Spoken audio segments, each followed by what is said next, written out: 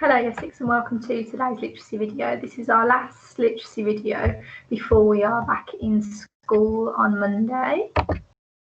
Let's have a look at what we're doing today.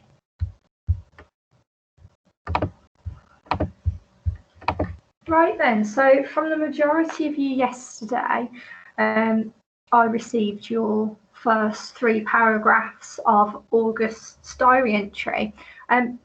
Don't worry if you didn't send it to me yesterday. I did say you didn't need to send it to me, but I am expecting you all to send me your completed diary entries today. Let's have a look where we are. Okay, we're going from this page. Now, don't forget, from 2 days ago, you can use your plan to help you. We're going to go through them together. There are 2 different ways you can do this. Once I've gone through my example, you can pause the video, write your paragraph, or you can listen to the whole video and then write the rest of your diary entry after I have finished. Right, what I'd like you to do now is I'd like you to pause the video and have a look at this paragraph here.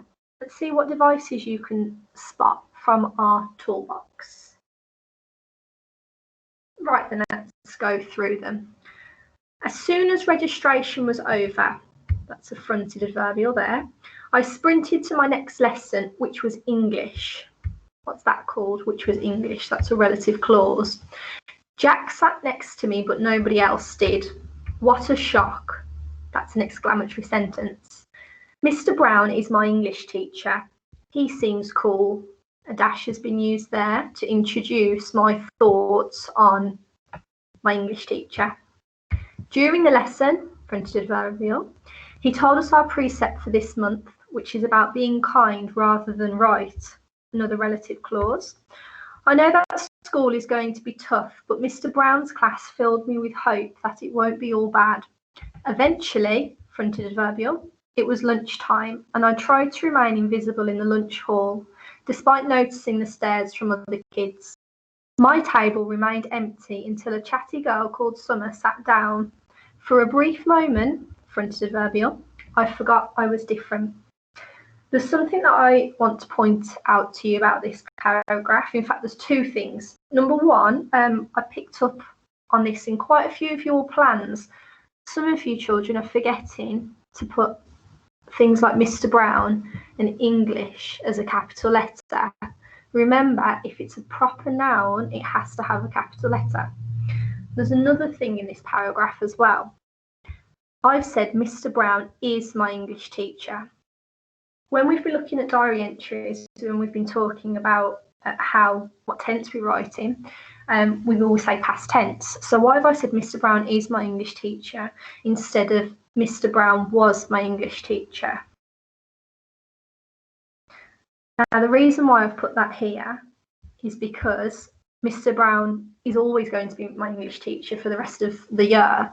He wasn't my English teacher just for that day. He continues to be my English teacher, which is why you'll notice that this part here is in present tense, and this part here, he still seems cool. He wasn't cool just for one day. He seems like he's going to be a cool teacher for the full year. And the same for this part here. He filled me with hope that it won't all be bad, where I said I know that school is going to be tough. I'm saying that I understand that for the rest of the year it is going to be tough. That's why this part is in present tense here. So you do need to be careful if you've included this part in your plan about your opinions on Mr. Brown. You need to make sure that you are using the correct tense to talk about Mr. Brown. You can check that by just reading back through your work as well. Okay, let's look at the 5th paragraph, so the home time paragraph. Again, pause the video and see if you can spot any of our toolbox devices. Finally, fronted adverbial, it was home time. You could say here that this is a short sentence for effect. I was greeted at the gate by my very inquisitive mum, who just wouldn't stop asking me questions. Inquisitive means if you like to ask a lot of questions.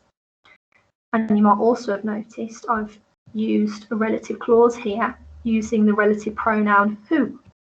Anger stirred inside me. I really wasn't in the mood for talking, and especially not to her. As soon as I arrived home, fronted adverbial, I cut off my braid.